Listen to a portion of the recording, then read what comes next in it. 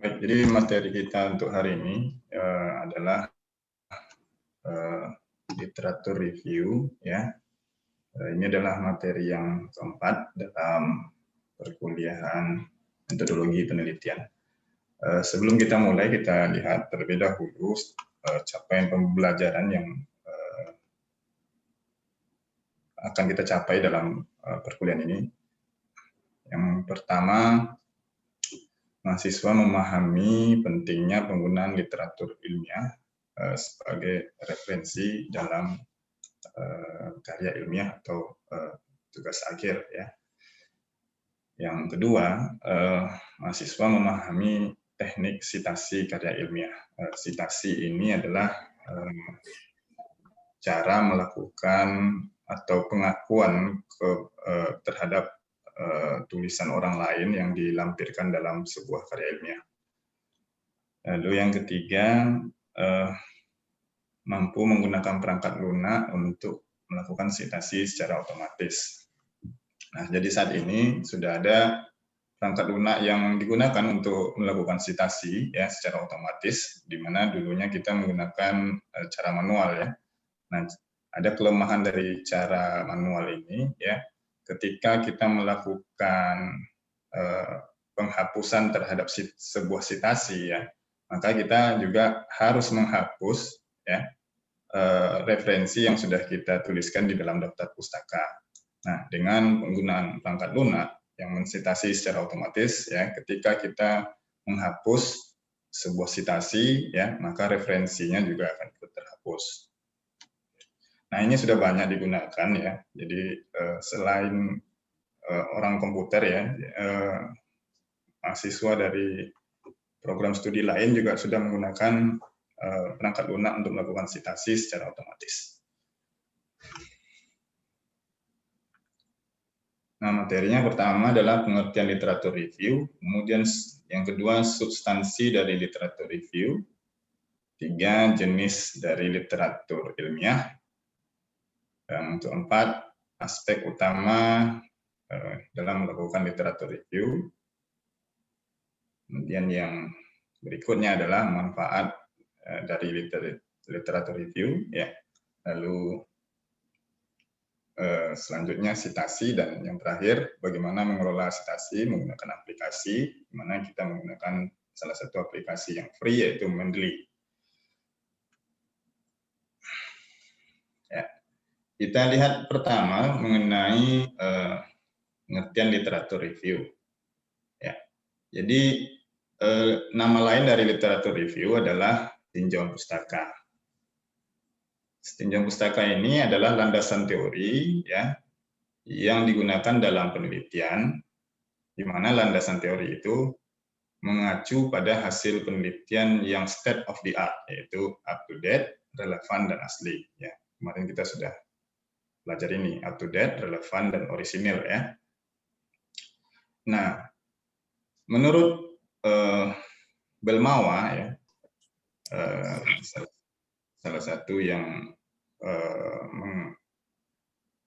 melakukan kegiatan PKM mahasiswa, ya, di dalam pedomannya mengatakan bahwa tinjauan pustaka itu atau literatur review itu bukan kumpulan teori saja. Jadi bukan hanya menuliskan teori-teori saja, tapi tidak ada benang merahnya antara satu teori dengan teori yang lain. Itu keliru, ya. Nah, jadi tinjauan pustaka ini itu rangkaian dari hasil yang sudah ada, ya, lalu mempunyai satu atau beberapa alur pikir tentang terjadinya sebuah fenomena ilmiah dari suatu topik ilmiah yang diteliti. Artinya teorinya itu, ya, itu mempunyai rangkaian, ya, atau mempunyai hubungan satu dengan yang lain. Jadi bukan hanya teori-teori saja yang ditulis di situ, tapi tidak ada hubungan satu dengan yang lain. Jadi ini harus diingat, ya, karena terkadang karena dibilang ada literatur review merupakan landasan teori, ya, yang ditulis kadang-kadang teori saja yang ditulis di dalam bagian ini. Tidak ada hubungan antara satu teori dengan teori yang lain. Jadi terlihat sebenarnya seperti miss antara satu teori dengan teori yang lain. Padahal sebenarnya, ya, sebuah literatur review yang baik itu menyajikan ya, hasil penelitian yang sudah dilakukan orang, ya, kemudian mempunyai hubungan satu dengan yang lain. Di situ bisa disajikan mana yang sama antara satu penelitian yang satu dengan yang lain, mana berbedanya, apa metode masing-masingnya, ya, lalu bagaimana hasilnya.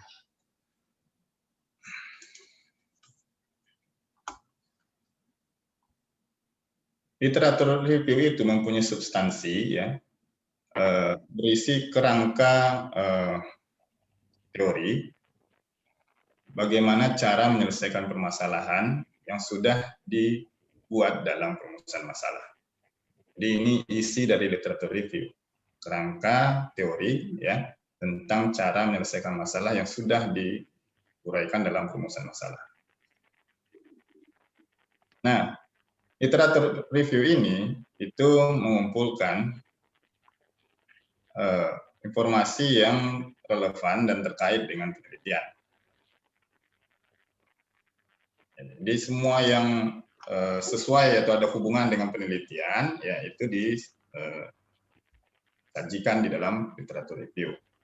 Dan dengan adanya literatur review ini, ya, itu akan menghindari dari duplikasi penelitian. Ya, dengan menyajikan teori penelitian yang diperoleh dari hasil-hasil penelitian, ya, kita tahu di mana posisi kita, di mana yang sudah dikerjakan oleh orang lain, ya, sehingga itu akan menghindari dari plagiat atau duplikasi pada penelitian. Lanjut belum makan nasi.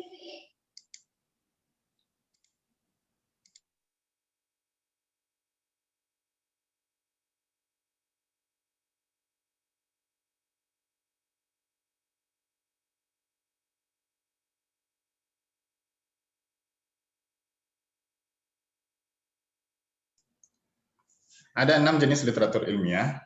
Yang pertama adalah paper atau tulisan dari jurnal penelitian. Ini yang primer, ya. Jadi yang primer itu sebenarnya dari jurnal penelitian. Kalau kita lihat buku teks itu hanya di bagian paling akhir. Ya. Jadi kenapa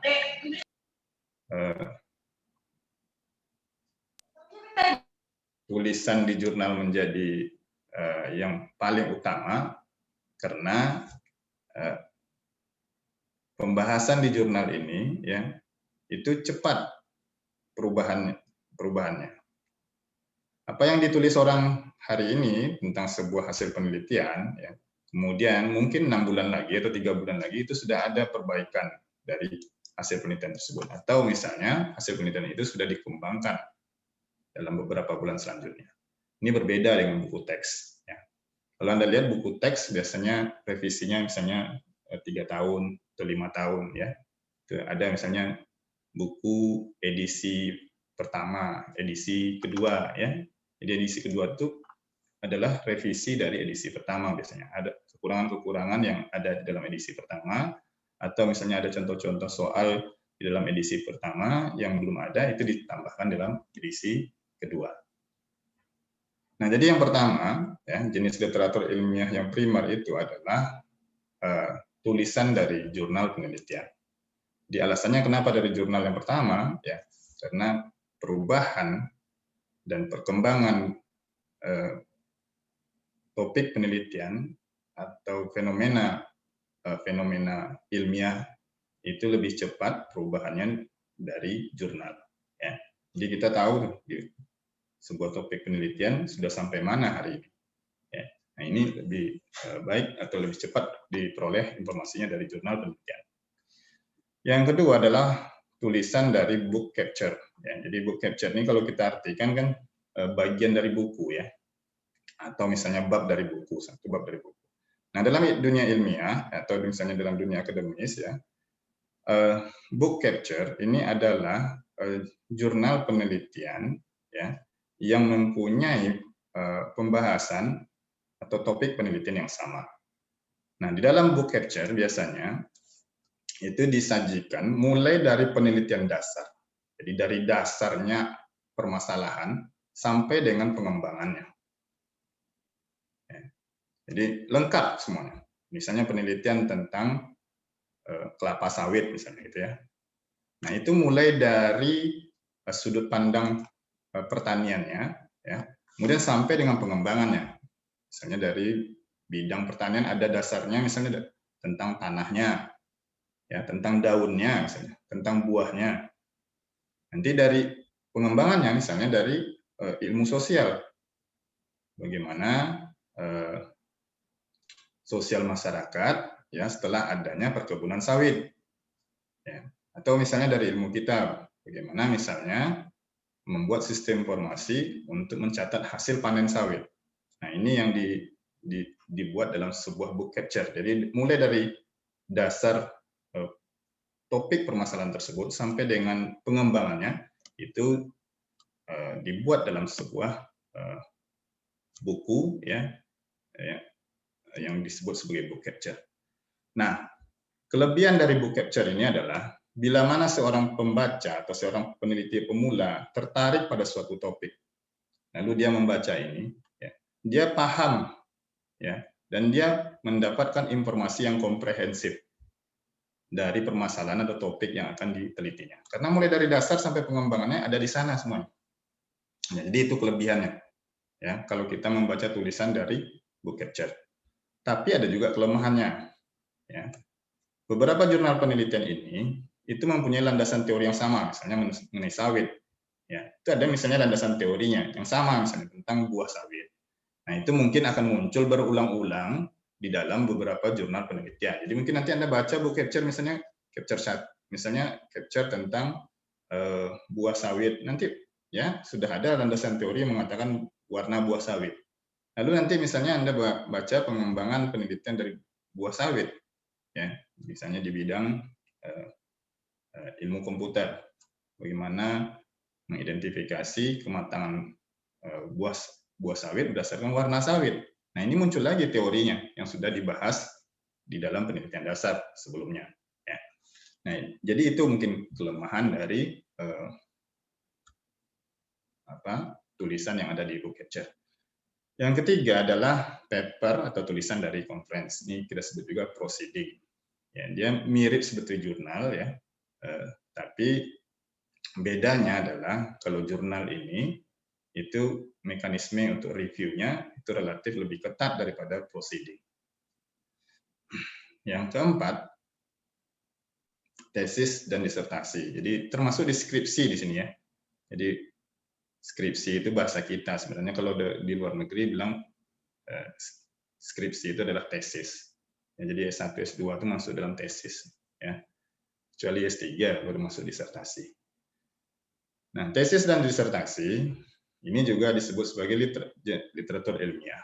Karena hasil penelitian ya itu dituliskan di dalam kedua bagian ini. Ya, jadi ini tergantung dari mana jenjang pendidikannya. Kalau tesis biasanya dari S1, S2. Jadi misalnya di S1 dia melakukan pengujian teori, ya. Di S2 melakukan pengembangan dari sebuah teori. Ya, kalau disertasi berarti dia menemukan ya invensi dari sebuah teori. Yang kelima adalah report, ya, atau laporan dari organisasi yang terpercaya, yang resmi lah. Jadi misalnya ada laporan dari BPS, Badan Pusat Statistik, ya, tentang jumlah penduduk atau misalnya tentang tingkat penghasilan penduduk. Nah, ini kita sebut juga literatur ilmiah karena laporan yang diberikan ini dari lembaga yang resmi, ya, yang dapat dipercaya. Nah, jangan mengambil report misalnya dari lembaga yang tidak percaya, lembaga yang tidak bisa dipercaya. Misalnya lembaga yang tidak jelas asal usulnya, ya, seperti misalnya LSM, misalnya Anda ambil itu kurang bisa dipercaya misalnya. Apalagi kalau misalnya LSM-nya baru berdiri sekitar 1 bulan yang lalu, ya, ini agak sulit dipercaya. Bahkan sebenarnya kalau Anda mau mengambil literatur ilmiah dari internet ini juga sebenarnya dihindari. Sebisa mungkin yang ada di internet itu dihindari. Ya, kecuali memang yang bisa dipercaya. Seperti misalnya beberapa perusahaan mempublish laporannya di dalam website mereka, ya seperti Microsoft misalnya dia tuliskan tentang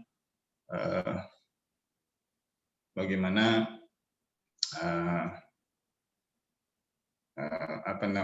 bagaimana untuk memaintain sebuah software yang dikeluarkan oleh Microsoft. Dia sebutkan di dalam websitenya. Nah, ini mungkin yang bisa kita ambil. Jadi beberapa yang di internet itu harus difilter, nggak bisa semuanya diambil.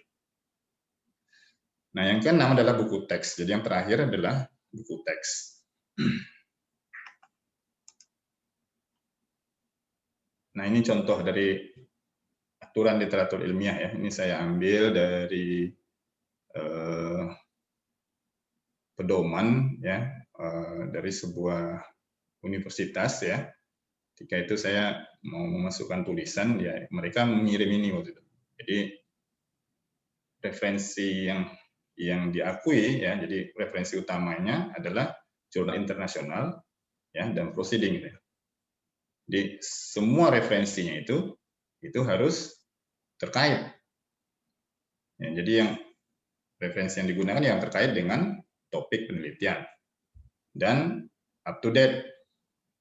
Nah, up to date ini kan kemarin ada saya berikan gambarannya 5 tahun terakhir ya, atau misalnya 10 tahun terakhir. Lalu referensi ditulis menggunakan Vancouver style katanya ya.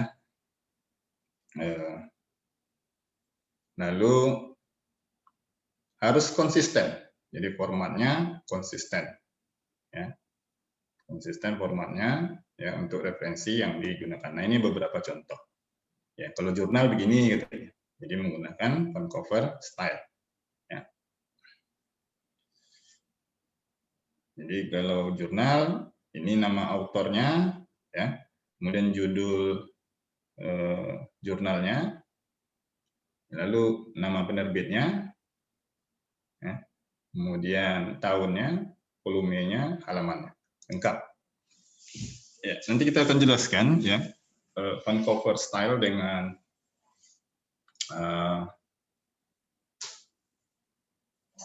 Harvard ya. Sebenarnya bukan Vancouver style ini, Vancouver system dan Harvard system ya. Jadi ada dua mahzab lah kalau saya bilang, dua aturan ya di bidang ilmu komputer. Biasanya orang banyak atau misalnya ada kesepakatan bahwa di bidang komputer itu ada dua style yang digunakan atau dua sistem ya. Yang pertama adalah IEEE style, kita sebut juga itu adalah Vancouver system ya. Kemudian yang kedua adalah Chicago style, kita sebut juga Harvard system. Nah, ini dia gunakan Vancouver style atau Vancouver system. Apa aja?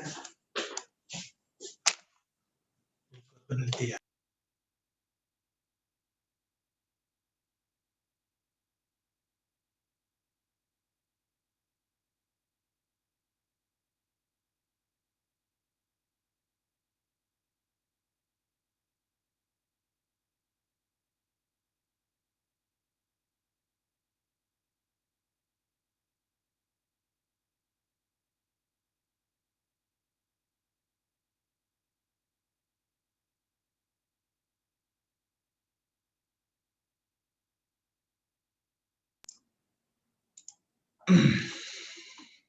Ya, jadi ada jurnal, ada proceeding, ada textbook, kemudian ada capture in book katanya ya. Jadi ada bagian dari sebuah buku.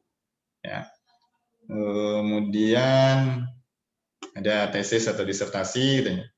Kemudian ada paten ya. Paten ini publikasi ilmiah juga ya, seperti jurnal ya. Kemudian standar ya, standarnya aturan ya biasanya dikeluarkan oleh lembaga resmi ya. Kemudian ada report. Nah, ya. Nah, kemudian di sini ada internet katanya. Ini di garis kuning ya kemudian ya. Jadi sebisa mungkin dihindari lah katanya. Jadi tidak terlalu direkomendasikan penggunaan referensi dari internet. Ya. Jadi kalau ada misalnya menggunakan blog Wikipedia, ya itu sebenarnya tidak boleh untuk referensi ilmiah. Karena di dalam Wikipedia itu bebas, siapa saja bisa menulis, dan tulisannya juga bisa saja hilang, tak bisa lagi di track berikutnya.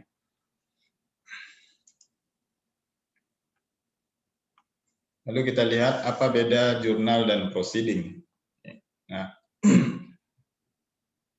jadi kesamaannya adalah ini keduanya adalah media publikasi dalam bentuk tulisan. Ya. Bedanya, jurnal ini punya mekanisme review, jadi dilihat kembali tulisannya apakah sudah sesuai dengan format, substansi, ya, dari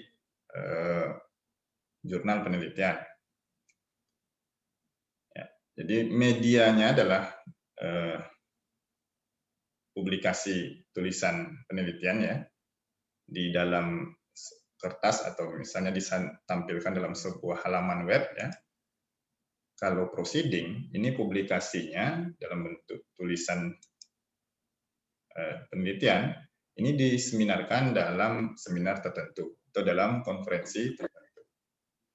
Nah, itu beda pertama. Jadi kalau jurnal, ya, tulisannya ditampilkan dalam bentuk majalah atau dalam bentuk publikasi di halaman web. Ya. Kalau proceeding, publikasinya harus diseminarkan terlebih dahulu atau dipresentasikan dalam sebuah seminar tertentu. Lalu yang kedua, review yang digunakan untuk menyeleksi dan menentukan apakah sebuah paper atau tulisan layak diterbitkan atau tidak, itu sangat ketat di sebuah jurnal. Jadi reviewnya ini, ya, yang berbeda biasanya antara jurnal dan proceeding. Reviewnya itu agak ketat di dalam sebuah jurnal. Jadi dibaca lagi, kemudian di sini biasanya ada perbaikan. Ya. Jadi setelah dibaca, dikirim kembali, disuruh si penulis untuk melakukan perbaikan. Ada perbaikannya minor, ada perbaikannya mayor. Ya, sama juga seperti misalnya kalau mahasiswa melakukan seminar hasil, ada revisinya minor, ada revisinya mayor. Ya. Kalau review proceeding, untuk mencek apakah sebuah proceeding itu sudah bagus, tulisannya sesuai format, kemudian substansinya sesuai atau tidak, ini biasanya tidak seketat jurnal. Bahkan ada ya proceeding ini yang tanpa mekanisme review. Jadi begitu dikirim, terima,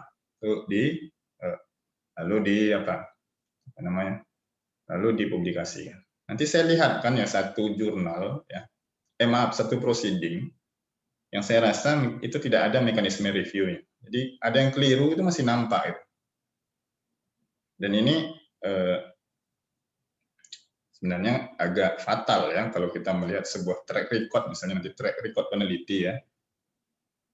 Nanti orang akan melihat, nah ini kayaknya proceeding yang tulisnya ini tidak bagus, ya, dan format tidak diikuti, gitu ya. Kemudian beda yang ketiga adalah di jurnal ini spesifik untuk suatu topik bidang ilmu. Jadi sebuah jurnal misalnya mempunyai nama jurnal jaringan komputer, ya isinya biasanya tentang jaringan komputer saja. Misalnya membahas mengenai TCP/IP-nya, misalnya atau IP versi 6-nya, ya, atau misalnya protokol yang lainnya, ya, atau topik yang lain misalnya software engineering. Ini membahas khusus tentang rekayasa perangkat lunak saja semuanya. Nah, beda dengan proceeding. Proceeding tidak spesifik untuk satu topik bidang ilmu. Jadi dia karena disajikan dalam bentuk seminar atau conference, ya, itu bisa saja beberapa topik permasalahan dikumpulkan dalam satu buku proceeding. Ya, bahkan ada trennya sekarang, seminar itu menggabungkan beberapa bidang ilmu, bukan hanya bidang yang sama, ya, misalnya komputer dengan misalnya ilmu sistem informasi dengan teknik informatika, itu masih dalam satu rumpun. Tapi ada yang menggabungkan misalnya teknik informatika dengan ilmu sosial, teknik informatika dengan teknik sipil, gitu ya. Itu ada beberapa yang membuatnya seperti itu. Jadi seminarnya dibuat satu ya dengan beberapa bidang ilmu di sana. Nah, jadi bisa dipahami ya, kalau Anda menggunakan literatur ilmiahnya jurnal, ya berarti Anda sudah menggunakan literatur yang sudah dipercaya. Ya, jadi menggunakan mekanisme review yang ketat. Ya, beda kalau Anda menggunakan proceeding. Dan saya sekarang nih ya, saya pun berusaha juga memperbaiki diri saya. Jadi saya kalau misalnya melakukan literatur ilmiah, saya berusaha juga menghindari proceeding. Kalaupun ada proceeding, ya itu dijamin dulu lah. Misalnya memang proceedingnya formatnya sudah bagus ya, tulisannya juga sudah sesuai format dan kontennya juga sesuai dengan topik penelitian kita. Nanti saya lihatkan, tapi nanti saya berhentikan rekaman. Saya tidak enak juga nanti kalau rekaman ini nanti terlihat ya bentuk proceeding yang kurang bagus. Oke, sampai di sini ada pertanyaan?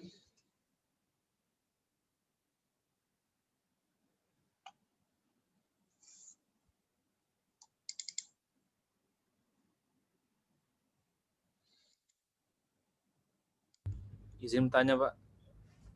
Ya, silakan. Misalnya kita menggunakan, misalnya kita membuat tugas akhir nih kan Pak, kita menggunakan materi atau konsep dari jurnal atau buku. Terus kita parafrase nih materi atau konsepnya gitu Pak. Itu kira-kira kita wajib juga menuliskan nama pengarang di body note Pak? Baik, terima kasih Revan. Pertanyaannya bagus ya. Jadi walaupun di paraphrasing tetap harus dituliskan karena idenya kita dapat dari penelitian orang tersebut. Paraphrasing itu trennya sekarang ya untuk menghindari plagiat dari sebuah penelitian. Jadi bila mana kita misalnya mempunyai sebuah karya ilmiah dan itu diterbitkan di sebuah jurnal, mekanisme reviewnya mencakup juga berapa persen kesamaan atau similarity dari sebuah jurnal yang akan direview dengan jurnal yang sudah ada. Nah, jadi salah satu teknik supaya similarity-nya rendah melakukan paraphrasing.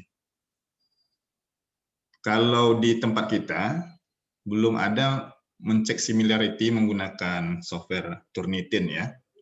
Tapi kalau di teknik informatika, tangga kita itu mereka sudah pakai Turnitin untuk mencek skripsi mahasiswanya. Ya, jadi itu ada masalah kemarin tuh ya. Jadi saya dapat info dari dosen teknik informatika, ternyata ada skripsi mahasiswa teknik informatika itu yang merupakan duplikasi dari skripsi yang ada di teknik elektro. Jadi kalau tidak salah waktu itu yang dibahas adalah tentang jaringan komputer. Jadi di teknik elektro sudah dibahas. Ternyata waktu itu oleh mahasiswa TI-nya itu diambil lagi. Ya, dan kecolongan dosennya, sehingga sekarang diterapkan oleh dosen teknik elektro. Semua skripsi mahasiswa baik teknik elektro ataupun teknik informatika mereka Turnitin, jadi lihat similarity-nya berapa persen. Kalau similarity-nya dia punya nilai ya, jadi misalnya kalau similarity-nya mencapai poin tertentu maka itu di reject. Artinya apa? Skripsinya tidak boleh dilakukan seminar hasil. Harus dilakukan terlebih dahulu perbaikan untuk mengurangi similarity. Ya, oke, bagus pertanyaannya. Silakan Pak Mas lagi.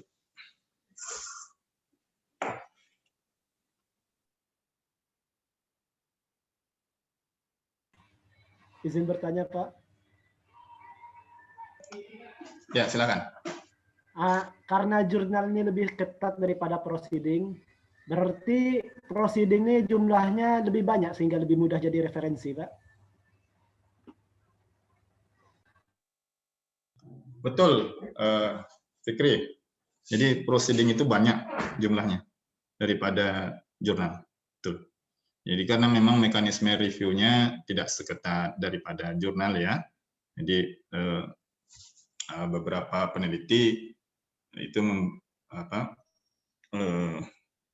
penelitiannya misalnya sudah mencapai level tertentu, mungkin belum hasil tapi baru mempropos sebuah metode dan hasil awalnya mungkin sudah ada ya, mungkin hasil awalnya sudah ada, tapi belum ke hasil penelitian. Nah, itu sudah bisa diterbitkan dalam bentuk proceeding.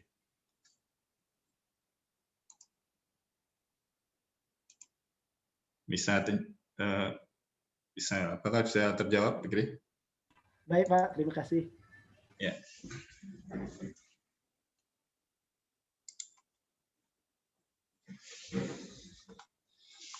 Baik, kalau tidak ada, saya off-kan dulu record-nya ya, karena saya mau nengokkan contoh proceeding yang menurut saya kurang bagus, gitu. Nah, ini maksudnya nanti kalau kita rekam nanti, ini kan mau di ini ya, kita nggak tahu entah bagaimana nanti Ya, Pak. kita publikasikan ya. Oke, kita lanjutkan. Kita lihat kriteria jurnal yang baik. Sebuah jurnal yang baik itu memenuhi kaidah ilmiah dan etika keilmuan. Ini kriteria pertama. Jadi jurnal yang baik itu adalah jurnal yang ditulis dengan mengikuti kaidah ilmiah dan etika keilmuan. Jadi sebuah jurnal biasanya mengeluarkan panduan atau pedoman. Nah, panduan atau pedoman itu ya itu mengakomodir kaidah dan etika keilmuan. Kemudian yang kedua, mempunyai identitas. Jadi identitasnya ada bentuk ini. ISSN. Ya, kalau buku ISBN namanya. Kalau jurnal biasanya ISSN. Ya. Nah, ISSN ini ya itu menjadi identifier ya sebuah jurnal ya baik dalam media cetak maupun elektronik. Lalu yang ketiga, harus ada versi online. Jadi jurnalnya bisa di-track. Kalau kertasnya hilang, tulis ya, majalahnya hilang, versi cetaknya hilang, masih bisa dilihat versi online-nya, masih ada salinannya dalam bentuk versi online. Yang keempat, terbitnya secara periodik. Jadi kalau misalnya terbit dalam setahun itu 2 kali, ya itu mengikuti aturan atau periode yang sudah ditetapkan oleh seorang atau oleh publisher yang tadi. Jurnal ini ada 2 juga ya, ada jurnal nasional, lalu ada jurnal internasional. Ya, di negara kita sudah ada dua-duanya. Jadi orang Indonesia ada yang buat jurnal nasional ya biasanya menggunakan bahasa Indonesia. Jurnal internasional biasanya menggunakan bahasa Inggris. Nah, ini ada masing-masing punya perbedaan. Untuk jurnal nasional itu mempunyai dewan redaksi atau editor ya. Jadi ada yang mengoreksinya lah ya. Ada yang redaksionalnya yang melakukan koreksi atau review terhadap tulisan yang masuk. Nah, biasanya ini terdiri dari para ahli dalam bidangnya, minimal itu berasal dari 2 institusi yang berbeda. Jadi kalau misalnya UNRI punya jurnal, misalnya Ilkom misalnya punya jurnal nasional, ya, itu reviewernya atau dewan redaksinya itu minimal ada dari 2 institusi yang berbeda. Jadi bukan hanya dari UNRI saja, harus ambil dari luar UNRI. Kemudian jurnal nasional ini akan terindeks di database SINTA. Jadi bisa dilihat jurnal ini keberadaannya, ya, siapa penerbitnya, ya, siapa saja yang menulis di sana. Nah, indeksnya ini ya itu terdapat di database SINTA. SINTA ini punyanya Ditjen Dikti lah ya. Google Scholar, Google punya, ya. Dan DOAJ. DOAJ ini Directory of Open Access Journal. Jurnal yang bisa diakses secara bebas. Kemudian jurnal internasional, ini dewan redaksinya minimal berasal dari 4 negara yang berbeda. Kalau ini 2 institusi yang berbeda, masih dalam negara Indonesia. Kalau ini harus dari 4 negara yang berbeda, minimal. Nah, indeksnya juga selain diindeks oleh SINTA, Google Scholar, dan DOAJ juga diindeks oleh database internasional. Ya, kalau yang indeks database nasional ini, dia pasti juga akan mengindeks yang jurnal internasional. Tapi yang jurnal internasional tidak mengindeks ke jurnal nasional. Itu terbalik ya. Nah, database internasional ada Web of Science, ya ini yang paling tua, yang bergengsi lah ya. Kemudian Scopus, lalu ada Microsoft Academic, atau database lain yang memenuhi kriteria Ditjen Dikti. Tapi yang terkenal itu yang dua inilah ya, Web of Science, ini yang kelas satunya, kemudian yang kelas menengahnya itu adalah Scopus.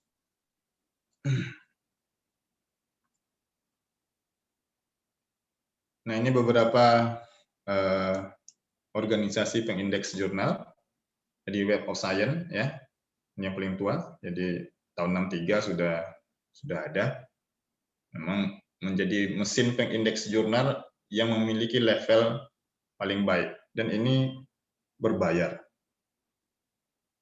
Ya, jadi untuk bisa akses ke sini, untuk bisa akses saja mau melihat jurnal apa saja yang diindeksnya, kita harus berlangganan gitu loh.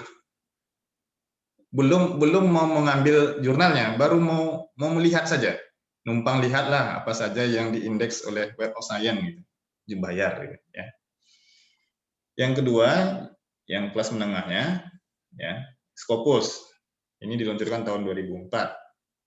Nah, ini gratis. Ya, jadi pengindeks jurnal dan paper seminar yang standar dan gratis. Ini alamatnya. Nah, ini untuk melihat jurnal apa saja yang diindeks oleh Scopus, ya berarti kalau sudah diindeks oleh Scopus masuk dalam kategori jurnal internasional. Yang mesin pengindeksnya gratis. Cari saja nanti di Scopus ya. Lalu yang ketiga, mesin pengindeks adalah Sinta. Ini diluncurkan tahun 2017. Ini dibuat ya untuk mengindeks tulisan yang berasal dari Indonesia. Jadi semua penulis yang berafiliasi dengan Indonesia itu muncul di sini. Jadi misalnya ada seorang orang Indonesia, dia menulis di luar negeri dan dia misalnya kerja memang di luar negeri, gitu ya. Nah, nanti akan terlacak semuanya. Jadi selama dia masih menjadi warga negara Indonesia itu dilacak semua tulisannya. Ini baru, jadi Indonesia memang cukup tertinggal, yang mungkin sudah termasuk mungkin baru sadar belakangan gitu. Setelah rasa-rasanya kok semua tulisan orang Indonesia diindeks oleh mesin dari luar, kita tidak pernah tahu ya. Tulisan orang Indonesia dimasukkan dalam jurnal tertentu, lalu orang Indonesia ingin melihat kembali, itu disuruh bayar. Kan aneh gitu. Yang nulis orang Indonesia, masalahnya masalah Indonesia, kemudian dipublikasikan di sebuah jurnal, ya. Kemudian jurnal itu berbayar, lalu ketika orang Indonesia mau melihat, mau mensitasi tulisan tersebut atau mau membaca tulisan tersebut, disuruh bayar. Ya. Nah, ini kasusnya mungkin seperti kasus flu burung dulu, kan sempat heboh tuh. Ya, flu burung itu masalahnya ada di Indonesia, yang menulis orang Indonesia, lalu dia publikasikan di jurnal internasional, lalu orang Indonesia mau ngambil, suruh bayar. Ya. Nah, mesin pengindeks yang keempat, Google Scholar.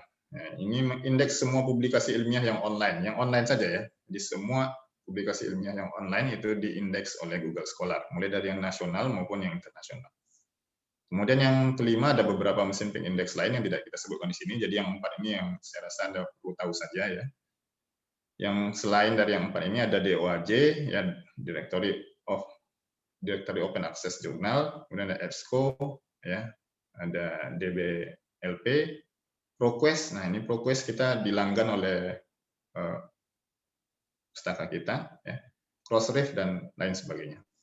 Nah, ini bisa kita katakan juga mesin pengindeks ini selevel dengan Google Scholar. Nah, ini beberapa mesin pengindeks ya. Ada DOAJ, Google Scholar, Microsoft Academic, ya. Nah, ini contoh salah satu jurnal yang diindeks oleh beberapa mesin pengindeks.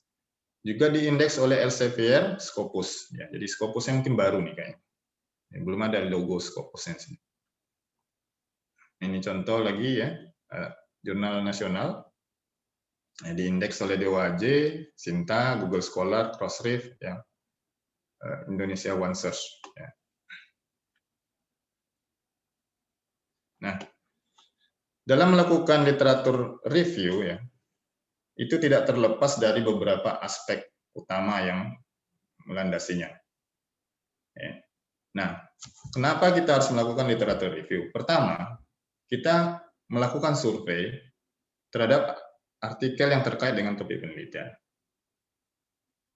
Alasan yang kedua, kita melakukan evaluasi dan merangkum artikel yang terkait dengan topik penelitian. Lakukan evaluasi, jadi dibaca, dilihat, kemudian dievaluasi bagaimana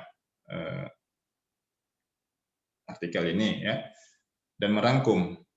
Merangkum ini seperti bahasanya Revan tadi, dibaca, kemudian diparafrasing, ditulis ulang menurut pendapat kita dengan bahasa kita.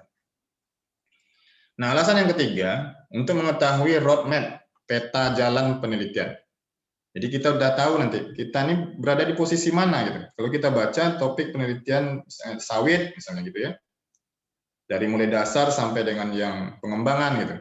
Lalu kita masuk, saya masuknya di bagian mana nih? Apakah saya masuk di bagian dasar atau saya masuk di bagian pengembangan? Jadi kita tahu bahwa kita punya roadmap, peta jalan penelitian orang dari dasar sampai pengembangan sudah sampai sini. Lalu penelitian yang kita inginkan, kita masuk di bagian mana? Ya, nah kita tahu nih, kita di mananya. Ya, dan apakah penelitian yang akan kita propose itu masih tren atau sudah obsolete? Tren itu berarti masih baru ya. Kalau obsolete itu sudah tidak ada orang lagi yang mau membahasnya, udah usang gitu. Ada 4 manfaat dari literatur review. Yang pertama, dengan membaca beberapa topik penelitian yang relevan dengan penelitian yang akan kita usulkan, ya, maka ini akan menambah pengetahuan pada bidang yang diteliti. Ya, jadi semakin banyak membaca, semakin tahu kita di mana kekurangan kita. Ya, jadi mungkin lebih baik tidak membaca, nggak tahu-tahu gitu. Iya, semakin banyak kita membaca, semakin banyak pula kita tahu deh. Aduh, ini kita kurangnya di sini. Aduh, kita kurang di sini. Aduh, kok semakin sulit kayaknya penelitian ini rasanya. Jadi mungkin ada juga orang yang bilang bagus, tak usah baca-baca. Ya. Tahu kita di mana sulitnya. Ya. Nah, yang kedua, manfaat kedua, mengetahui roadmap penelitian. Jadi kita tahu peta jalan penelitian itu mulai dari yang dasar sampai yang pengembangan, dan kita tahu di mana posisi kita saat ini. Sehingga ya, dengan mengetahui roadmap penelitian ini yang ketiga ini sebenarnya sama. Ya, kita tahu perkembangan ilmu pada bidang yang kita teliti, state of the art-nya, ya, up to date, relevan, dan orisinil tadi. Lalu yang keempat adalah memperjelas masalah penelitian. Nah, ini beberapa sumber penelitian literatur. Nah, ada 4 langkah-langkah dalam literatur review. Yang pertama, rumuskanlah masalah. Dengan merumuskan masalah, maka Anda tahu detail masalah yang akan diselesaikan. Dari masalah-masalah yang akan diselesaikan, maka kita bisa petakan literatur apa yang dibutuhkan, ya, yang relevan dengan topik penelitian. Setelah literatur didapat, ya, apa-apa saja data yang diperlukan, bagaimana analisis datanya, maka kita mau evaluasi datanya. Kita cari data yang dibutuhkan, kita analisis, ya. Kita evaluasi datanya, kita cari, ya, kita kumpulkan. Lalu yang keempat, analisis dan interpretasikan. Nah, ini meringkas, merangkum menggunakan bahasa sendiri. Itu istilahnya adalah parsing. Jadi bukan pakai bahasa mereka, tapi bahasa kita yang maknanya sama, supaya menghindari kemiripan dengan karya orang lain. Nah, dalam melakukan literatur review, ada 5 tips dan trik yang bisa Anda ikuti. Dari beberapa tulisan orang, ya, misalnya ada 5, carilah apa yang sama dari 5 tulisan. Yang pertama, cari apa yang sama. Jadi kalau sama, tuliskan. Yang samanya ini. Dari 5 ini, mereka sama tentang ini semuanya. Ya. Lalu yang kedua, cari bedanya. Dari 5 ini apa bedanya? Si A buat apa? Si B apa? Di mana bedanya satu sama lain? Lalu Anda berikan pandangan Anda. Ya. Oh, dari yang sama, dari yang 5 yang sama, ya, mereka sama di satu titik misalnya.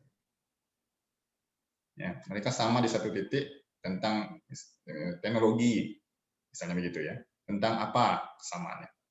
Tentang data kah misalnya. Ya. Yang keempat, bandingkan satu dengan yang lain. Ya, kalau kita bisa dapat bedanya, kita bisa membandingkan. Si A buat penelitian A, topiknya sama ini, buat ini, ya. Penelitian B, topiknya sama, buat ini. Ya. Kita bisa bandingkan satu dengan yang lain. Mana yang lebih baik? Bisa kita cari. Ya, bisa saja kita mencari misalnya dari sisi teknologi yang digunakan. Mana yang lebih up to date teknologinya. Jadi kita membandingkan satu dengan yang lain. Lalu yang kelima, para parsing.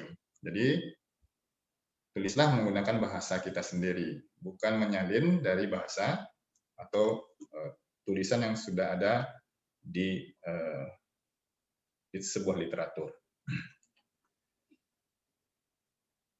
Nah, ketika kita sudah mengumpulkan literatur ilmiah, ya, maka kita harus mengakui ya, bahwa sesuatu yang kita tulis itu adalah karya orang lain. Jadi dari jurnal yang sudah kita review misalnya, ya, yang kita baca, kemudian kita paraphrasing, ya, kemudian kita cari kesamaan, perbedaan, dan kita bandingkan. Ya, kita melakukan pengakuan bahwa yang kita tulis di sebuah karya ilmiah itu adalah karya orang lain. Nah, ini kita sebut sebagai sitasi. Jadi sitasi ini ya menunjukkan sumber kutipan, pernyataan atau para parsing, pernyataan seseorang dan mencantumkannya dalam sebuah karya ilmiah. Nah, tentunya dokumen yang disitasi adalah dokumen yang relevan dengan penelitian yang dilakukan. Ini adalah ya, sitasi ini adalah bagian penting dalam penulisan ilmiah karena kita mengakui pernyataan orang yang bukan dari kita sendiri. Ya, jadi jangan khawatir nanti mirip, Pak. Karena mirip saya segan saya mau misalnya mensitasi gitu ya. Ya, maka di situ kita lihat kan yang sama tentu ada bedanya. Ya. Pastilah beda. Kecuali kita memang mau berencana menduplikasi hasil penelitian itu lain ya. Tapi kalau kita punya ide, lalu kita dapat tulisan orang, kok mirip ya dengan topik saya gitu. Ya, disitulah tugas kita mencari mana yang sama, mana yang beda.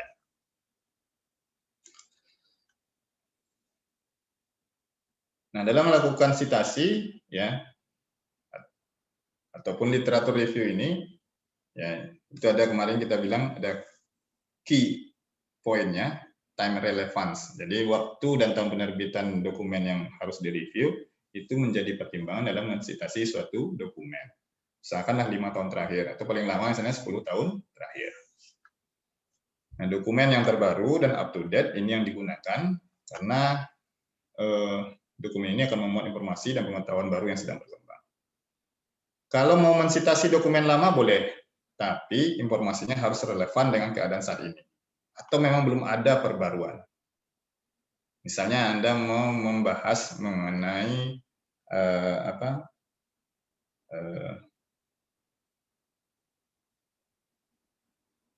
teori probabilitas misalnya gitu ya.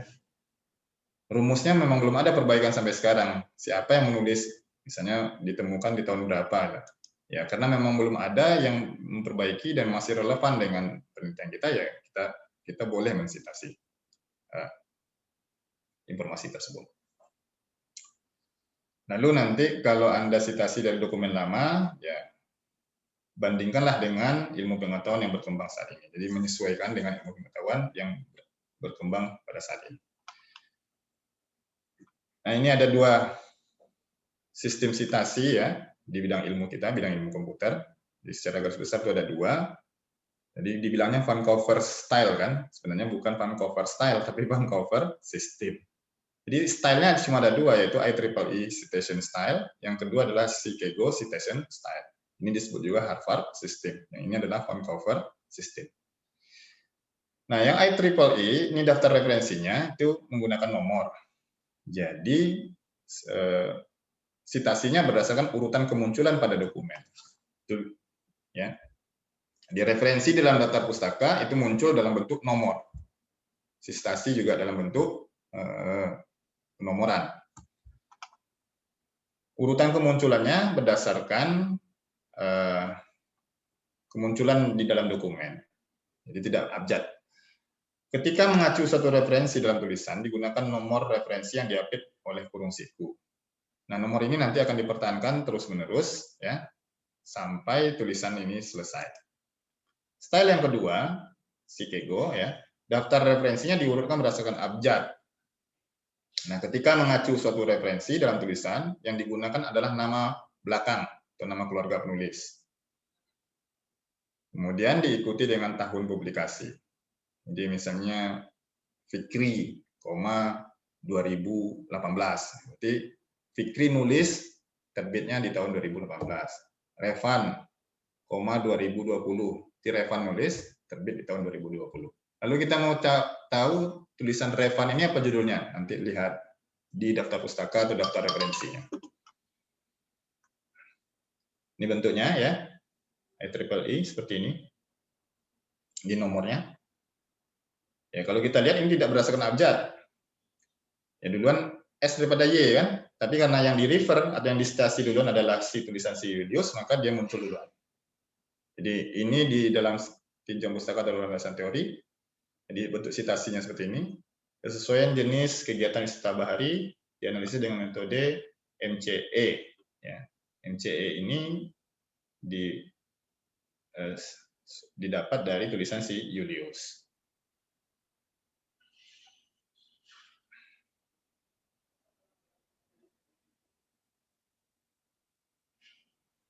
Nah, kemudian interval nilai yang berkesesuaian, misalnya, itu ada 1/4, itu misalnya dapat dari sini. Nah, ini tulisan saya sendiri, dan ada 2 orang mahasiswa SI, angkatan 2014 yang dilibatkan. Ini sudah lulus dua-duanya. Satu lagi dosen teknik sipil. Nah, ini bentuk yang IEEE citation style, atau Vancouver system. Yang kedua, Chicago citation style, atau Harvard system, seperti ini. Jadi nama belakang, ya, kemudian tahun. Ini juga nama belakang. Kalau lebih dari 1 orang pengarangnya, pakai ini at all. Itu bahasa kitanya dan kawan-kawan. Ya. Nah, ini di referensi daftar referensinya diurutkan berdasarkan abjad. Jadi F duluan dari R. Ya.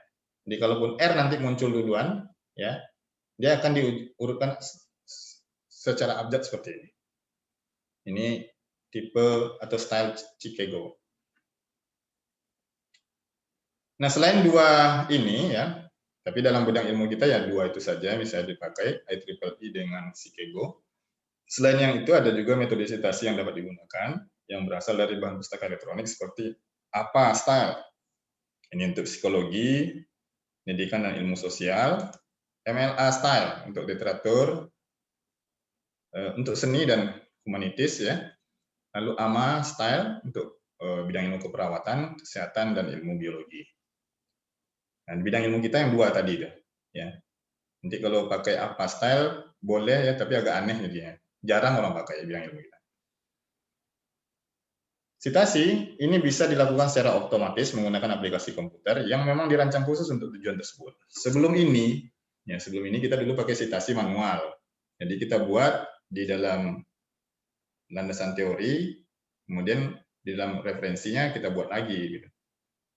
Yang terjadi akhirnya adalah inkonsistensi.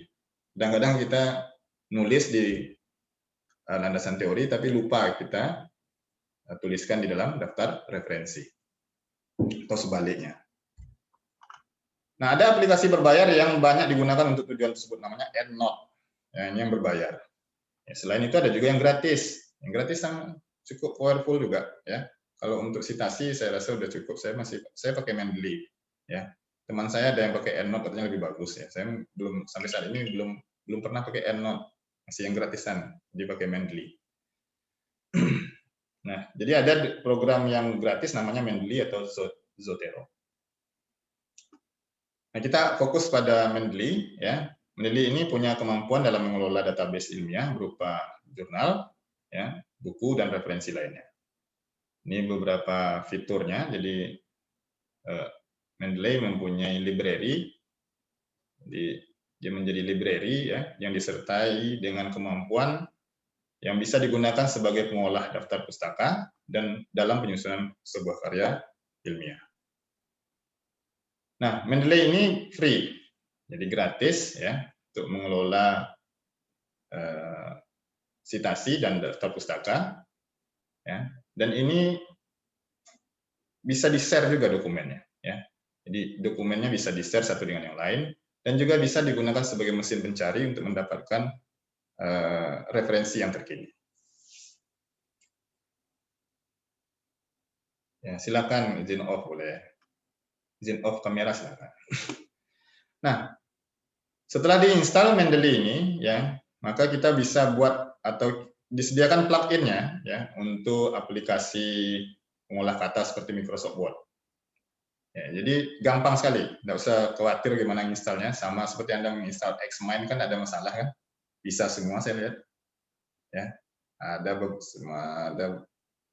satu atau dua kelompok lah yang masih belum mengirimkan kemarin Xmind-nya. Ya, tadi malam saya sudah periksa. Ada beberapa dua kelompok saya lihat yang belum menyertakan Xmind-nya, ya saya kirim pesan supaya kirim hari ini paling lambat jam 9 tadi. Ya, jadi tidak ada masalah untuk menginstal Mendeley, ambil, install, kemudian ikuti panduannya, atau bisa juga cari di YouTube bagaimana cara menginstal Mendeley, ya, videonya cukup banyak. Selain itu, Mendeley juga bisa digunakan untuk menyimpan file pustaka yang diunduh dalam format PDF. Ya. Kemudian kalau misalnya di dalam PDF-nya anotasinya masih berantakan, ya, masih amburadul, kita bisa buat catatan sendiri dari file PDF tersebut. Nah, ini petunjuk penggunanya. Buat akun di mendeley.com, kemudian download aplikasinya, kemudian buat folder dan subfolder pada aplikasi Mendeley, dan letakkan paper PDF yang sudah di-download ke folder yang diinginkan di Mendeley. Jadi kalau ini Anda mendownload papernya, ya, kemudian Anda taruh di dalam folder Mendeley. Tapi selain di-download, bisa juga mengambil citasi alamatnya saja. Nah, alamatnya nanti didaftarkan pada Mendeley. Jadi kita meletakkan papernya itu di cloud, sementara linknya kita simpan dalam Mendeley. Kemudian bibliografi dari paper itu akan ditampilkan secara otomatis setelah PDF diletakkan. Bila Mendeley gagal membaca bibliografi dari paper, jadi informasi yang ada dalam paper, cukup cari DOI dari paper, lalu isikan di katalog ID-nya, ya. Kemudian setelah di lookup, maka bibliografinya akan muncul nanti secara otomatis. Jadi informasi dari tulisan tersebut, misalnya masih belum ada, masih kosong, ya, cukup cari DOI-nya saja, digital object identifier-nya, kemudian nanti bibliografinya itu akan muncul secara otomatis. Nah, installlah Microsoft Word plugin-nya supaya mudah dalam menuliskan citasi dan daftar referensi. Nah, ini bentuk Mendeley saya, ya. Ini beberapa tulisan, ya. Ini tulisannya. Kemudian ini folder-foldernya saya bagi-bagi per bidang-bidang, ada yang bidang bagian Kamins, keperawatan, PDUPT, banyak di bawah-bawah nih. Ya. Nah, kemudian ini beberapa jurnalnya. Ini seluruh dokumen nih, saya pilih seluruh dokumen, ya, campur-campur. Video kalau kita klik nanti bagian foldernya dia akan difilter berdasarkan foldernya. Nah, jadi ada ini informasi bibliografinya ini. Jadi siapa autornya, apa titelnya, tahun terbitnya siapa, publishernya, ya. Kemudian bulan apa nih? Ada September nih. Kemudian halamannya juga ada. Nah, jadi ketika Anda mendownload sebuah paper, dia otomatis dia masuk ke sini nanti. Seperti ini, ada progresnya. Nah, ini bentuk ininya ya. Editor daripada Mendeley-nya. Jadi kita bisa memview sebuah jurnal. Ini isinya. Kemudian ini adalah informasinya. Ini judul, ya, nama pengarangnya, nama jurnalnya. Wah, ini proceeding ya. Tahun terbitnya. Ini ada tahun terbit. Ada halaman, nomor halamannya, ya. Dan ada beberapa informasi lainnya. Jadi kalau misalnya ada yang kurang bisa Anda tambahkan di sini. Jadi ini masih terbuka untuk dilakukan penambahan informasi atau penambahan bibliografi dari sebuah karya tulis ilmiah. Nah, nanti dari aplikasi Mendeley-nya Anda tinggal pilih saja ya tools untuk supaya si Mendeley ini plug-in ke dalam Microsoft Word. Nah, kalau ini statusnya dia sudah plug-in. Jadi kalau sudah plug-in dia uninstall. Tapi kalau masih belum plug-in, dia biasanya tulisannya install Microsoft Word plug-in. Tapi kalau sudah plug-in, dia munculnya begini, uninstall Microsoft Word plug-in. Nah, ini saya lihatkan screenshot bagaimana kita membuat sebuah citasi. Jadi ini misalnya tulisan, ya, yang kita parsing dari si penelitian orang lain, seperti ini misalnya. Lalu kita mau citasi bahwa si ini mungkin yang nulis, si Slaughter. Jadi Slaughter tahun 2009 yang nulis tentang ini, bahwa sistem grading TBS sawit itu sudah digunakan dan dikembangkan untuk mengestimasi kematangan, kandungan minyak dan asam lemak bebas dari TBS. Menggunakan metode statistik, itu multiple linear regression dan multi-layer perceptron ANN. Nah, akurasi estimasinya sekitar 90%. Dan kita buat gini, kemudian kita klik ini, ada nampak nih? Insert citation. Jadi references. Kalau di dalam Microsoft Word ada references. Ini ada stylenya di sini. Kalau Anda pakai yang Chicago style, pakai Harvard references. Jadi dia buat Harvard references. Kalau yang mau pakai penomoran, pakai yang IEEE. Jadi bisa dipilih di sini. AMA itu juga ada di sini. Nah, jadi ketika kita mau mensitasi, pilih insert citation-nya.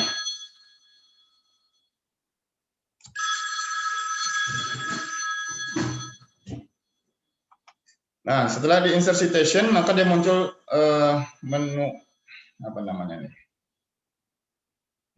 Menunya seperti ini. Jadi menunya muncul di sini. Nanti Anda tuliskan nama pengarangnya siapa, atau Anda bisa pilih juga judulnya ya.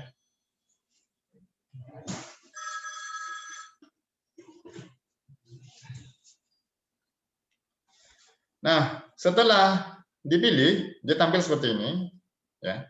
Dia akan pilih seperti ini, tampilnya seperti ini.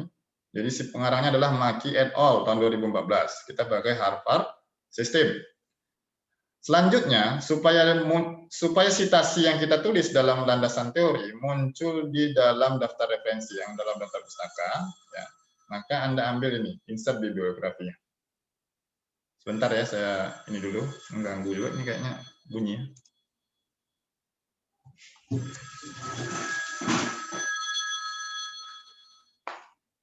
Halo.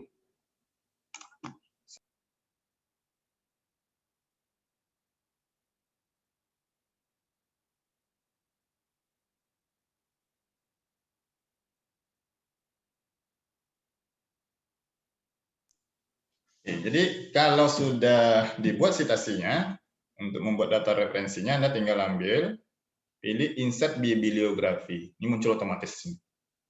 Ya, jadi muncul nih, siapa pengarangnya nih? Kapan tahun terbitnya? Apa judulnya? Ya, kemudian siapa publishernya? Di mana alamat webnya juga muncul. Jadi semua informasi yang dalam bibliografi itu muncul di sini. Nah, aplikasi ini menjadi standar untuk submit di jurnal ilmiah. beberapa jurnal ilmiah mensyaratkan ini. Jadi Anda lihat nih ya, ini sebuah jurnal ilmiah nih, harus ada Turnitinnya, mencek similarity-nya. Jadi dia punya misalnya nilai similarity misalnya 25%, maksimal 25% yang bisa diterima di jurnal. Menggunakan Mendeley. Nah, saya mau ambil di Mendeley saja. Jadi jurnal yang masuk itu mensyaratkan Mendeley sebagai tool untuk sitasi. Jadi kalau mau masuk di sini nih, di jurnal ini harus pakai Mendeley. Gitu, ya. Jadi malu juga kita kalau misalnya kita anak komputer, masa sitasinya masih manual, segan kita. Ya. Orang anak teknik sipil saja itu mereka pakai Mendeley sebagai standar untuk melakukan sitasi. Ya. Dan di jurusan kita memang terapkan ini untuk yang S1. Kalau yang D3 kita enggak ada, kita pakai aplikasi. Ya, tapi kalau S1 ya kita syaratkan. Jadi enak kalau misalnya melakukan penghapusan terhadap sitasi, kau otomatis. Jadi misalnya Anda hapus nih pernyataan si Maki. Jadi otomatis ketika ini hilang, yang di daftar referensi juga akan hilang. Jadi kita tak kerja dua kali, kita hapus di sini. Kalau yang manual kan kita hapus di sini, kemudian kita hapus lagi di sini. Kalau kita terlupa, maka ini tetap tinggal jadinya. Oke, silakan ada pertanyaan sampai sini.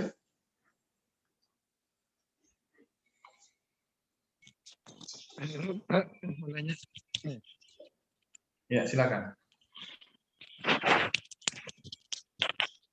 Jadi Pak, Mendeley ini untuk bisa untuk pengecekan plagiarisme atau gimana Pak? Karena kan itu Turnitin itu bukannya untuk mengecek plagiarisme gitu Pak. Oke. Yang untuk plagiat memang Turnitin. Mendeley hanya untuk sitasi.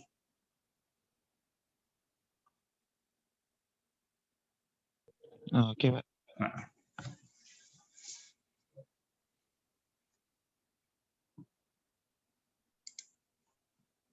Nah, kalau ada lagi silakan. Oh, absennya sebentar ya, saya kirim ke chatnya.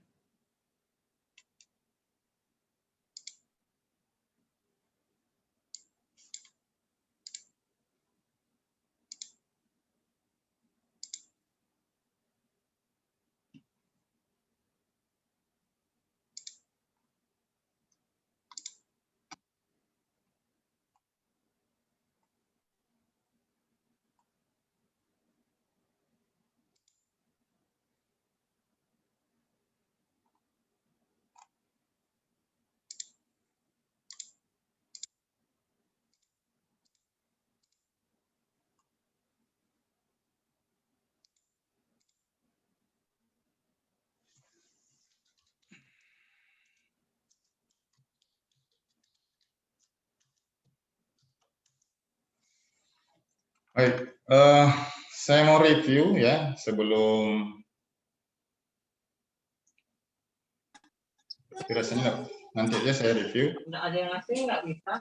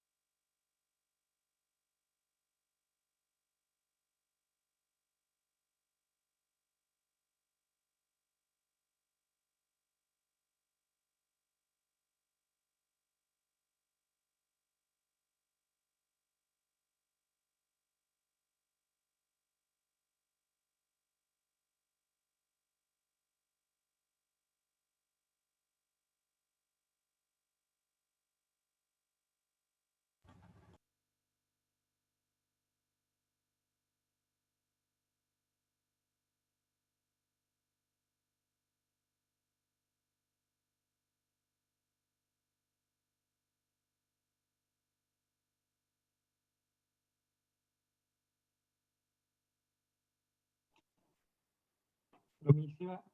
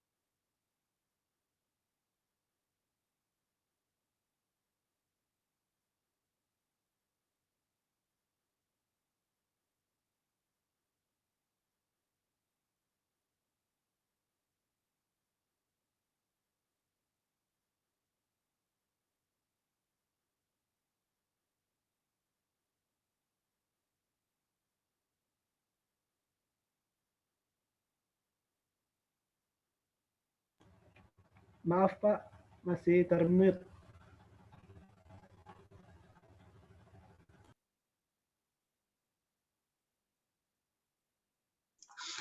Saya sudah ngomong begini-begini, rupanya termute. Terima kasih, siapa tadi yang ngasih tahu informasinya ya. Ini ya, jadi kita mereview 3 jurnal penelitian tentang blockchain. Kalau Anda sudah pernah dengar blockchain, mungkin yang terpikir itu masalah cryptocurrency, tentang uang digital ya. Tapi sebenarnya selain cryptocurrency, ya, blockchain juga banyak digunakan. Apalagi di era saat ini, ya. Jadi kalau Anda baca penelitian orang, bagaimana orang membuat blockchain untuk ketahanan pangan. Bagaimana sebuah makanan bisa di-track dari mana asalnya, apakah sehat atau tidak, terkontaminasi atau tidak. Ya. Nah, nanti saya sediakan jurnal penelitian tentang blockchain ini. Nah, Anda membuat laporan mengacu pada tips dan trik literatur review yang tadi sudah kita pelajari. Cari apa yang sama, apa yang beda, berikan pandangan, bandingkan, dan parsing. Tulis menurut pendapat, menurut bahasa Anda. Formatnya ada 5. Jadi yang pertama, masalah penelitian. Sajikan dalam bentuk mind map. Jadi masalahnya saja tampilkan dalam bentuk mind map. Misalnya blockchain di bidang agrikultur. Ada masalah misalnya bagaimana men-trace produk kedelai, men-trace produk padi misalnya, men-trace makanan misalnya gitu ya. Nah, Anda petakan saja dalam bentuk mind map. Jadi apa masalahnya dari 3 jurnal ini, petakan. Ini masalah besarnya, misalnya tentang blockchain di bidang agrikultur. Lalu apa saja yang dibahasnya? Misalnya ada yang bahas tentang soya, ada yang bahas tentang padi, dan sebagainya. Paham ya? Sampai di situ mind map-nya saja. Jadi tidak ada kata-kata tuh. Kenapa? Jadi di tugas pertama, rasanya saya sudah bilang bahwa yang Anda buat adalah aplikasi mind map, ya. Yang dari hasil mind map-nya Anda PDF-kan, kan gitu kan? Iya kan? Nah, tapi ada juga kelompok yang masih menulis. Saya tidak perlu, maksudnya saya yang PDF-nya itu saya tidak perlu tulisan itu gitu. Cukup yang dari mind map-nya saja Anda ekspor ke dalam bentuk PDF sudah representatif, ya. Nah, cuma yang di PDF kan Anda tambahkan saja nama kelompok gitu saya bilang. Jadi di situ nampak nama kelompoknya siapa. Kalau di mind map kita tidak bisa nambahkan nama kelompok kan gitu kan. Nah, itu ya. Jadi saya tidak minta kemarin itu tulisan, tapi ada mungkin yang belum yang masih belum memahami atau bagaimana ya. Jadi dia yang di PDF itu beda dengan yang di mind map-nya. Ya saya mau melihat apa ya.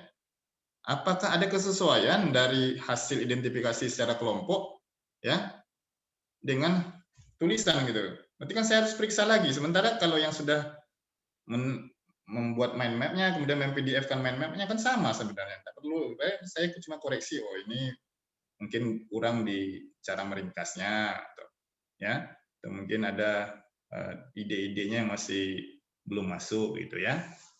Nah, jadi maksud saya begitu, yang untuk tugas kedua cukup yang masalah penelitian itu sajikan saja dalam bentuk mind map. Yang kedua, metodologi penelitian. Jadi Anda cari dari 3 jurnal itu tadi, metodologinya apa? Apakah ada yang sama? atau berbeda, ya. Nah, kemudian tuliskan saja dalam bentuk pandangan dan kata-kata Anda. Yang ketiga, apa hasil dari penelitian dari masing-masing 3 jurnal ini. Dan yang terakhir adalah kesimpulan. Apa kesimpulannya? Penelitian A, apa kesimpulannya? Ya, itu kesimpulan itulah menjawab atau merupakan rangkuman dari hasil penelitiannya. Ya. Dan yang kelima, Anda buat daftar pustaka. Daftar pustakanya harus menggunakan Mendeley. Jadi yang 3 tadi, Anda citasi, ya, ketika Anda menuliskan bagian kedua ini, metodologi penelitian.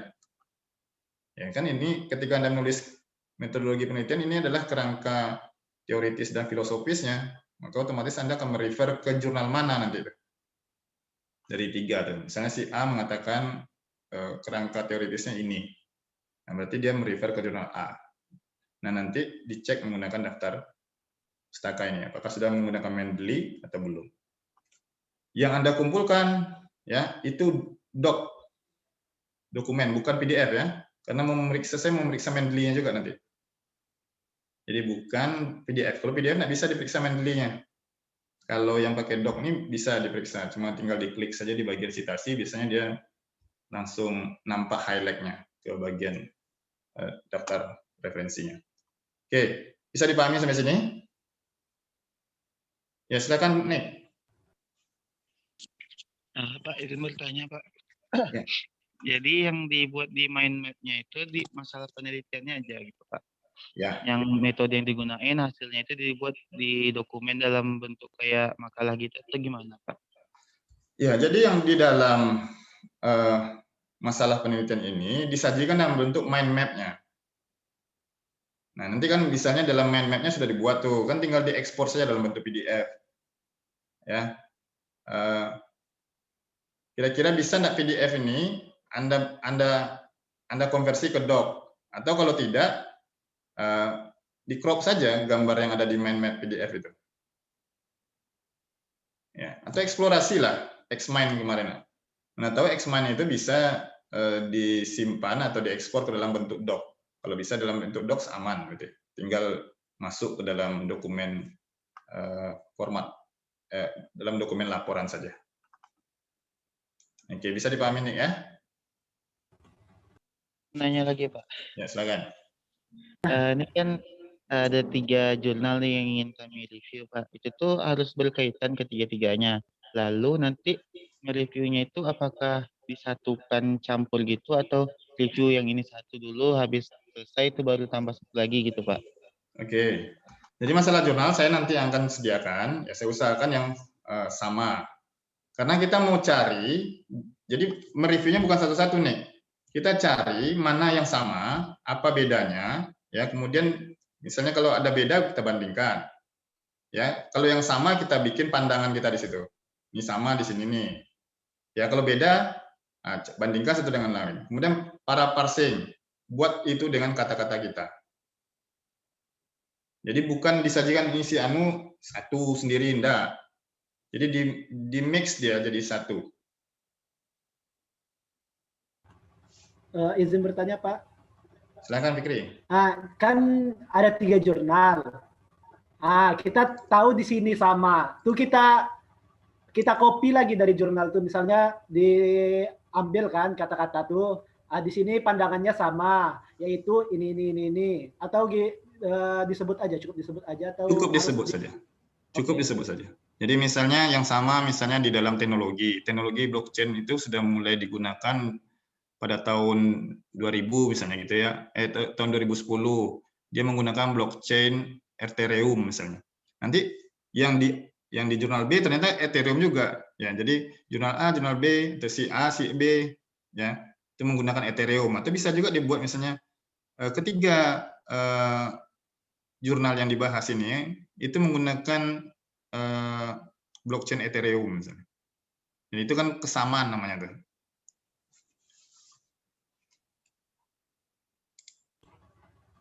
Terus satu lagi, Pak. Ya, silakan. Kan ada 3 jurnal. Jadi disebutnya juga boleh pakai jurnal A, jurnal B, jurnal C itu disebut jurnal A tuh yang ini, yang B ini. Nanti waktu kita sebutkan jurnal A dan B ini kesamaannya, sementara jurnal C berbeda. Atau harus disebut jurnal tulisan siapa? Oke, mungkin saya apalah dulu ya. Saya sudah buat kemarin itu. Mungkin bisa digambaran lah.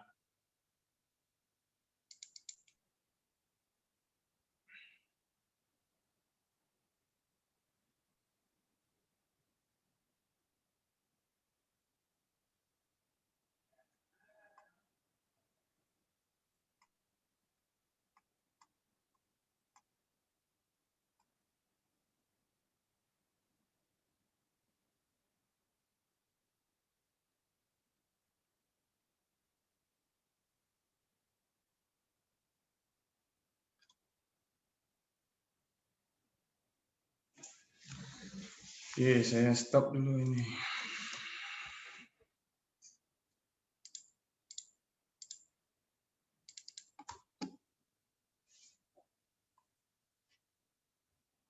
Nah, ini bentuk review ya, paper blockchain. Saya mereview 5 paper ini.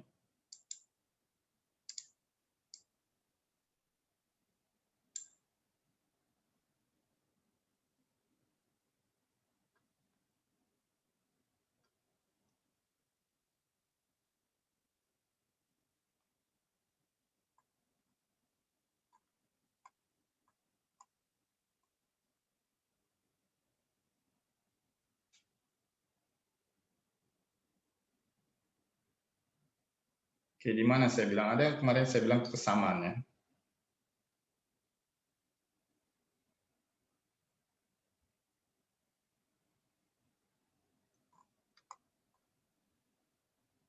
Oh, saya secara eksplisit tidak saya sebutkan kesamaannya, tapi waktu saya baca ya, nah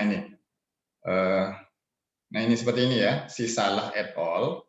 Ya, dia pakai smart contract, ya, smart contract untuk penelusuran jaminan kualitas produk. Di sini, ya, kemarin ada juga yang pakai smart contract, jadi bukan si Salah saja, Salah pemain bola.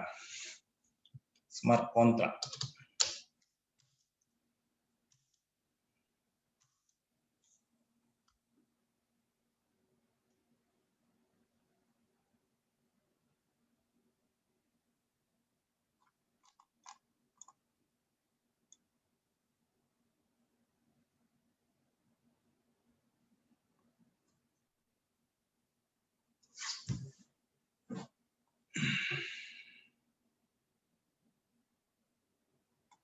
Ya, jadi di sini secara eksplisit saya tidak bilang bahwa ada kesamaan ya. Nah, si Salah ini dia menggunakan smart contract untuk penelusuran jaminan kualitas produknya. Si ini juga bilang si Shahbazi ini dia juga pakai smart contract ya. Kemudian teknologi yang digunakan itu adalah IoT ya.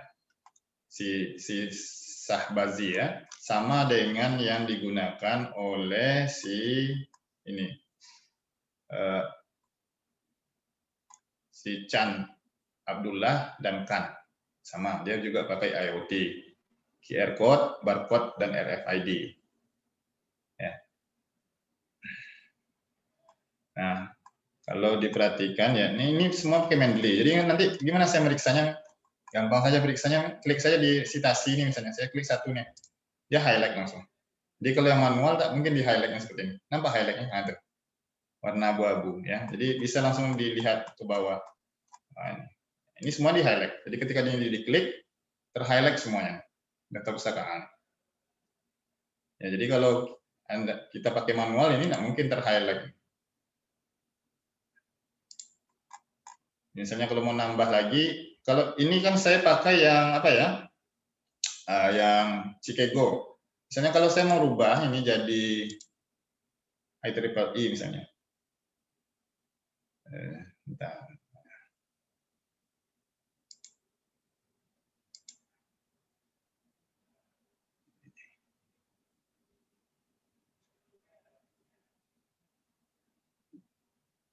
Oke, dia masih ini refresh.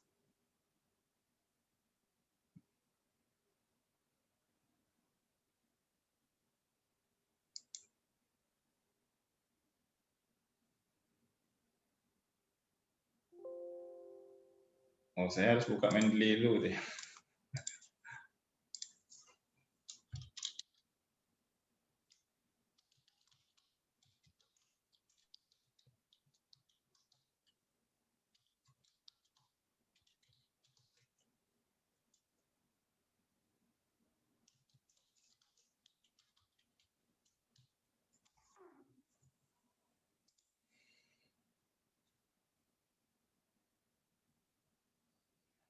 Oke. Saya refresh nih. Nah, itu berubah deh. Enggak ya? Jadi ketika ininya saya rubah jadi IEEE berubah jadi 5. Ini urutannya. Ya. Jadi tidak sesuai lagi dengan abjad. Jadi menurut urutan nomor kemunculan. Kalau ini saya rubah misalnya menjadi Chicago ya. Nah, dia balik. Dia terurut berdasarkan abjad. Gitu ya. Balik lagi. Ya, kalau kita ganti ke IEEE ya. Kalau saya hapus misalnya nomor 5 ini siapa nih? Nah, ini. Saya hapus misalnya ini ya. Ini saya hapus citasinya nih. Nah, ini. Kasih titik sini. Ini tak ada yang citasi. Ya, kita refresh. Nah, hilang dia. Ya. Jadi konsisten ya. Jadi ketika kita menghapus satu citasi, maka daftar referensi juga akan ikut terhapus.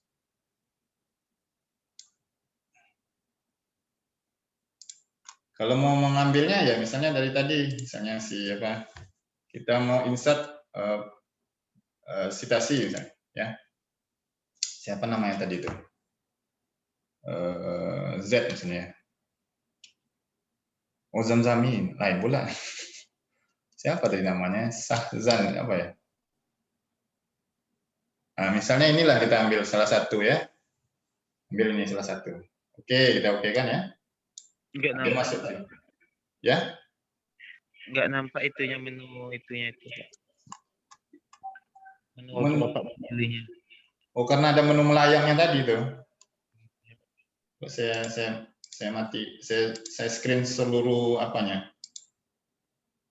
Share apa namanya? Screen ya. Nah, saya share screen. Misalnya saya hapus nih. Saya mau ambil citasi. Ini nampak ya? Misalnya si Syah apa gitu. Sah, inilah misalnya namanya. Nampak ya? Saya klik ini. Oke. Nah, dia masuk 5 kan? Nanti nambah sini 5. Ya. Itu kalau saya buat dokumen baru misalnya.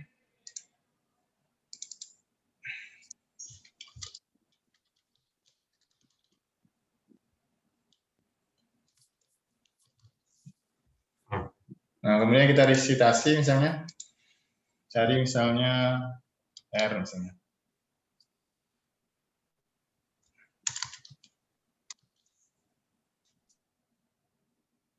Nah, ini misalnya ya. Nah, si Rubio Romero et al. Tahun 2014. Lalu misalnya ini kita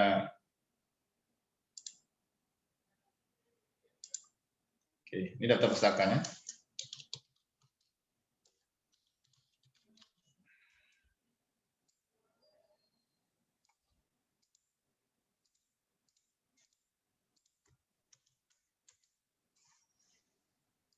Nah, ini tinggal dia buat saja ininya, insert bibliografi.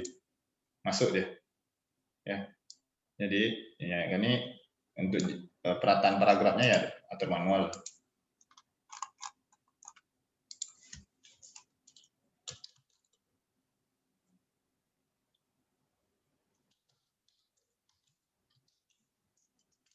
Nah, ini misalnya ini diambil citasinya dari mana gitu misalnya. References, ambil lagi misalnya. A misalnya, siapa A? Nah, ini misalnya. Oke, ya. Nah, dia tambah sendiri nanti. Sesuai abjad. Ya. Nah, kalau kita rubah ini menjadi IEEE, dia berubah jadi nomor. Sini juga berubah urutannya jadi 1, 2. Ya.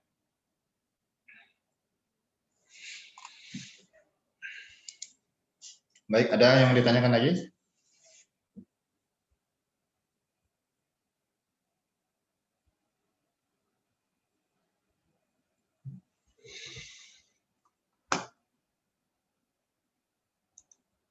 Oke, kalau tidak ada kita cukupkan. Nanti saya kirimkan link untuk kuis ya. Jadi kuisnya sekitar jam berapa? Jam 1, mulai dari setengah 2.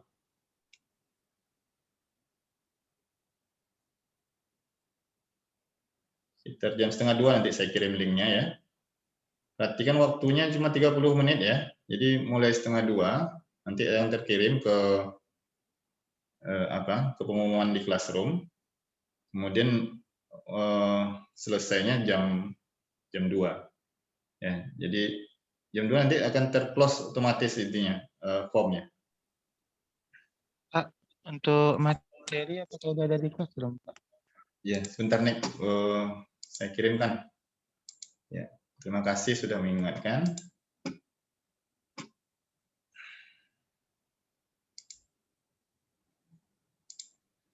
Nah, terakhir saya membahas tentang apa ya? Tugas ya. Jadi tugas ada memang yang bagus ya. Masih kelompok siapa kemarin bagus saya tengok tuh.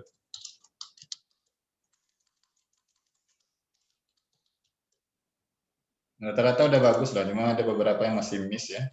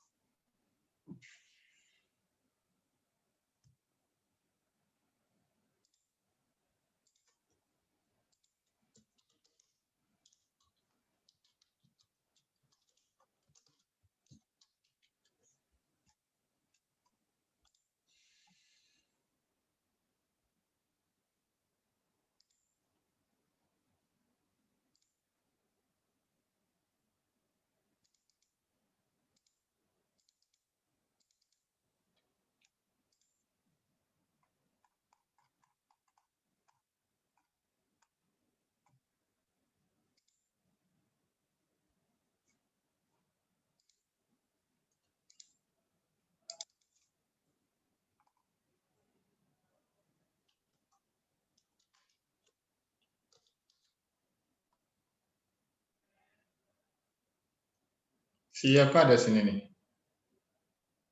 Si Siapa, Pak? Jordi. Masuk Jordi.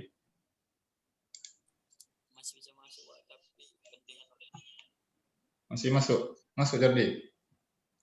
masih masuk kepentingan.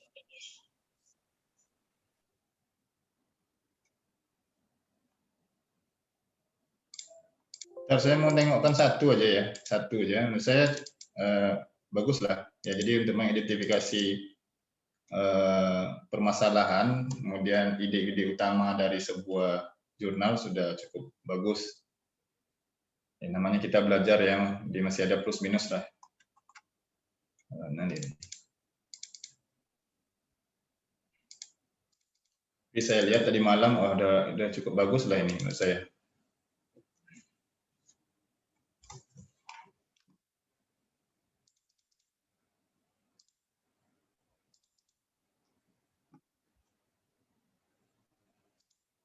Rasanya ini udah.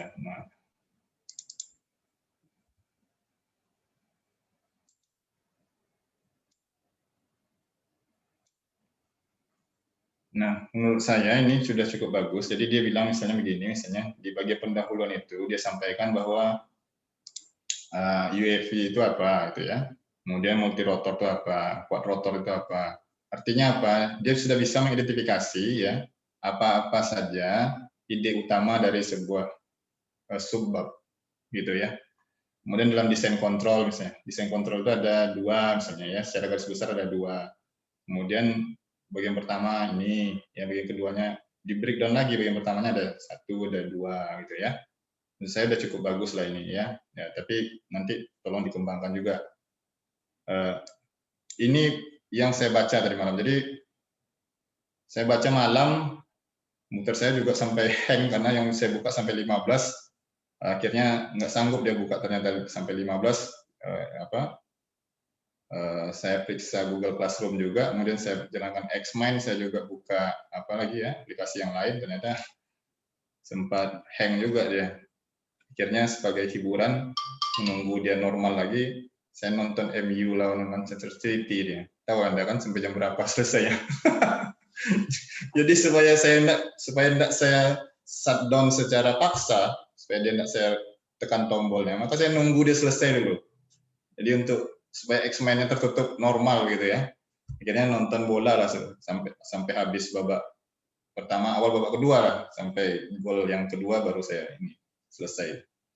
Jadi menurut saya cukup bagus ya. Nanti ditingkatkan lagi ya. Yang lain juga sudah cukup bagus ya. Ini hanya sampel saja saya ambil ya. Menurut saya sudah sesuai lah ya. Jadi dia buat per subbab, kemudian dia dituliskan apa ininya, ringkasannya ya dari subbab tersebut ya. Oke ya, saya rasa cukup ya. Terima kasih atas perhatiannya. Cukupkan hari ini. Nanti jangan lupa jam 1:30 kita kuis ya. Pak. Ya. Untuk absen hari ini, Pak. Sudah ada tadi nih di apa di chatnya. Belum masuk lagi. Maaf Pak, belum masuk absen Pak di chat grup. Belum ada. Belum Pak, belum. Maksud saya di chat ini saya ada nih. Di Zoom kan, Pak? Iya. Tidak ada, Pak. Oh, dari tadi saya masukkan sekitar jam 11:40 tadi. Tidak ada, Pak. Belum ada, Pak. Ini saya kirimkan screenshotnya kok. Nah, coba saya kan bisa lihat tuh. Saya sudah kirim lah. Ini share screen-nya. Nah.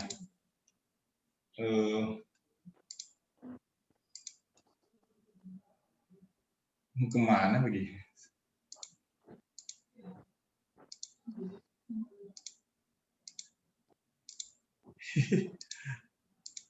Tidak ada Pak share screen-nya ya. Oke, saya buat lagi lah. Udah saya ini kan tadi nih. Oke, nah ini link absennya. Udah muncul? Belum, Pak. Oh, kok ke waiting room dia perginya ya?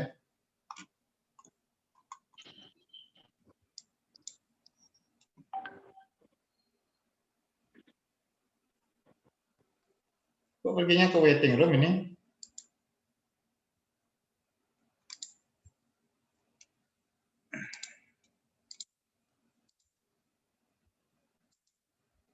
Everyone in waiting room begini. Bentar saya ubah dulu. Everyone in meeting. Nah, ini terubah. Oke. Ini absensi. Udah nampak? Sudah Pak. Baru nampak Pak. Tadi terkirim ke waiting room. Yang di waiting room mungkin nampak nih absensinya.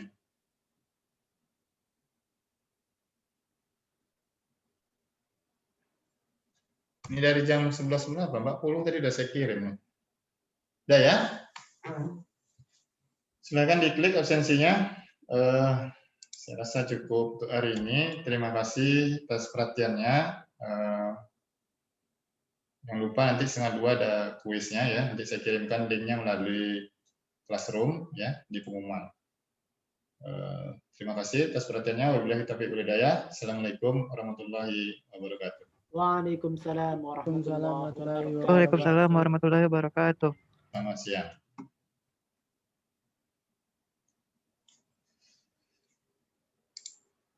Baik, silakan kalau yang sudah selesai boleh tinggalkan apa ini ya.